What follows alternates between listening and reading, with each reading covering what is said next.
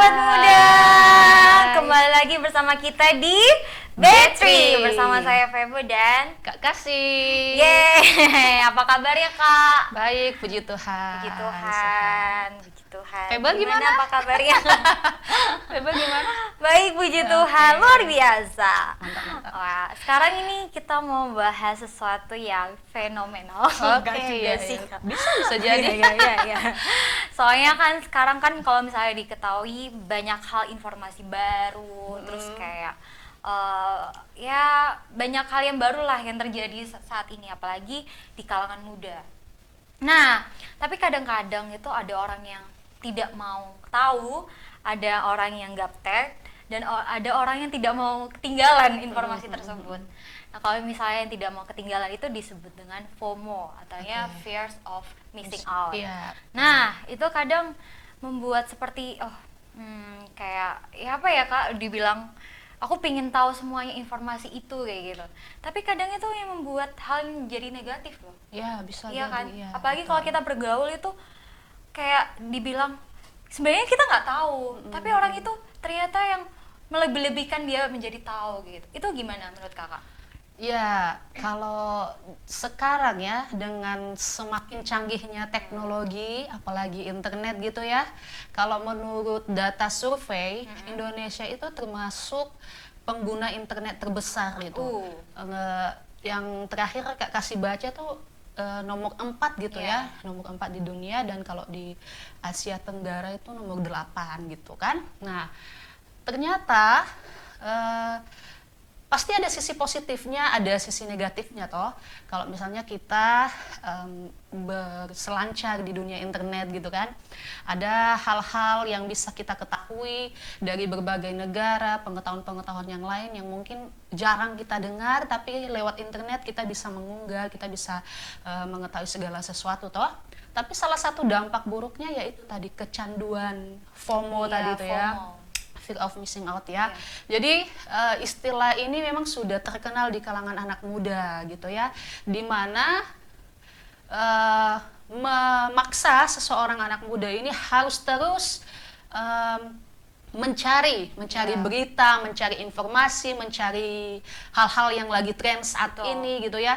Jadi ketika dia harus mencari dan kemudian tidak menemukan, itu bisa jadi sesuatu yang salah di dirinya kan, merasa diri ketinggalan berita, merasa tidak populer, kemudian merasa tidak bisa sama dengan orang lain gitu kan. Apalagi nih dalam tongkrongan kan biasanya kita lagi bicara tentang apa. Kamu biasanya di tongkronganmu bicara apa? Ya gak tahu. Banyak sih, tapi ya banyak hal yang baru juga, kayak kata-kata yang baru kayak gitu, bahasa gaul gitu. Iya, jadi ini bisa jadi sesuatu yang memberikan tekanan tersendiri bagi seseorang ketika dia sangat aktif di dunia media sosial. Jadi 1 menit saja dia tidak terhubung dengan internet, itu bisa jadi soal loh. Bisa jadi bisa jadi stres sendiri. Aduh, berita apa lagi ya? Apalagi kalau misalnya dia sedang melihat orang lain ikut tren apa gitu kan, tiba-tiba kok saya nggak tahu ya. Nah, itu bisa menimbulkan kegelisahan dan kemudian dia harus cari. Nah, ini juga yang membuat kita anak-anak muda akhirnya produktivitas kita turun. Kenapa? Karena waktu kita tuh habis untuk apa? Habis untuk di internet, habis untuk media sosialnya kita. Jadi makanya sekarang anak muda itu, kita anak muda nih, di HP itu ya semua aplikasi apa gitu namanya, kayak Instagram, media sosial, Instagram, TikTok, apalagi Twitter, X sekarang X. Pokoknya segala macam tuh semua diunduh kan ya. Nah, supaya apa? Supaya bisa dapat berita yang lagi tren saat ini. Nah, sebenarnya itu tidak salah sih, tidak salah kalau kita cari berita, kalau kita nonton sesuatu yang lagi ngetren, ngikutin, atau misalnya kita lagi sedang mengidolakan seseorang gitu. Tapi yang salahnya di sini adalah ketika kita menghabiskan seluruh waktu kita atau sebagian besar waktu kita hanya untuk mengikuti tren-tren itu. Sementara kita punya tugas yang lain yang jauh lebih penting untuk masa depan kita, itu malah terabaikan. Iya. Gitu kan? Nah, makanya sekarang ini banyak anak-anak muda yang dalam tanda kutip individualis juga. Toh? Setuju. Kan karena apa? Semua waktunya tuh habis untuk dirinya sendiri. Betul, Gitu kan? betul. Banyak yang tidak mau tahu tentang bersosial terhadap orang-orang di luar. Jangankan orang-orang di luar, mungkin di dalam keluarga sendiri kan hubungan tuh bisa renggang karena apa? Ya masing-masing dengan kesibukan mereka di gawainya mereka toh. Nah, kemudian itu yang pertama, itu membuat kita jadi seorang yang individualis kan. Yang kedua, tingkat stres kita itu akan semakin tinggi gitu kan. Nah, apalagi kalau misalnya yang kita ngikutin itu adalah sesuatu berita yang kurang memberikan dampak positif ke kita. Nah, itu membuat kita jadi kepikiran, oh kok bisa begini ya. Betul. Dan itu mempengaruhi moodnya kita gitu kan, sehingga ketika ketemu orang nggak ada angin, nggak ada hujan, tiba-tiba kan ini orang kenapa sih gitu kan, padahal tadi mood kita dipengaruhi dengan apa yang kita nonton, dengan apa yang kita lihat. Nah, perlu kita ingat sobat muda bahwa segala sesuatu yang kita lihat di media sosial itu bukanlah sesuatu yang benar-benar terlihat real gitu ya, terlihat nyata, karena apa yang kita lihat itu kan cuma sebagian dari cuplikan kehidupan seseorang itu kan. Gak seluruhnya ditampilkan di sosial media. Betul.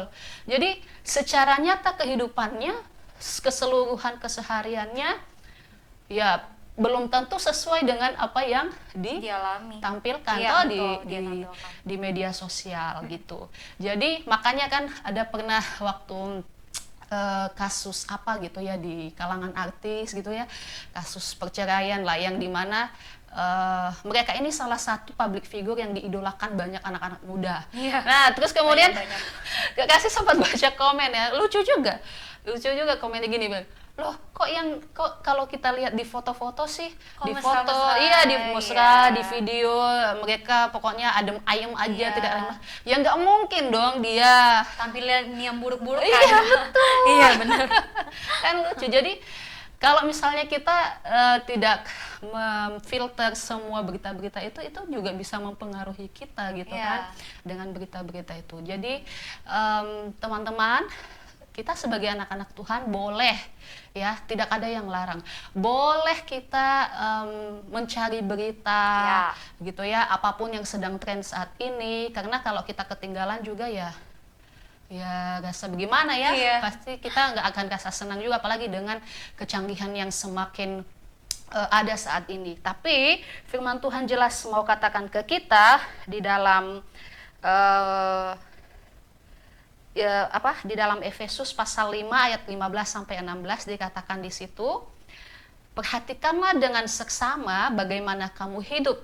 Janganlah seperti orang bebal, tetapi seperti orang arif yang mempergunakan waktu yang ada dengan baik. Ya, jadi boleh Febe berselancar di media sosial, cari hal-hal yang lagi tren saat ini supaya tidak ketinggalan, tapi jangan sebagian besar waktu kita habis untuk itu ya. Iya, itu bisa jadi berhala juga kan. Iya, betul. Kan jadi kita nggak boleh juga kan menjadi menghambakan sesuatu ya. Dan memang satu hal yang paling penting, tidak semua hal harus kita ketahui. Iya, betul. Kan? Ya.